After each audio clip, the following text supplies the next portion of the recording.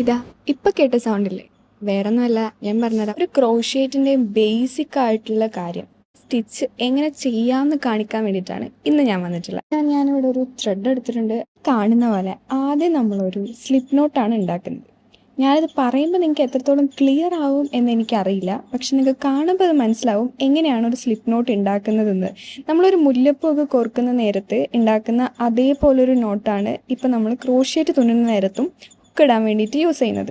ഞാനിവിടെ 2 type of ഹുക്കാണ് എടുത്തിട്ടുള്ളത്. ഒന്ന് വന്നിട്ട് 4.5 mm ഹുക്കും ഒന്ന് വന്നിട്ട് ഒരു ചെറുതുമാണ്. കാണുന്ന പോലെ അത്ര കോംപ്ലിക്കേറ്റഡ് ഒന്നല്ല, ഭയങ്കര സിമ്പിളാണ്. നമ്മൾ ആ ഉണ്ടാക്കിയ ഹോളിലേക്ക് ഹുക്ക് ഇട്ട് കൊടുക്കുക. ഹുക്ക് നമ്മുടെ നേർക്ക് ഫേസ് ചെയ്തിരിക്കുന്ന രീതിയിൽ വേണം വെച്ചിരിക്കാനായിട്ട്. അപ്പോഴാണെങ്കിലും നമുക്ക് ഈസി ആയിട്ട് ചെയ്തെടുക്കാൻ വേണ്ടി പറ്റും.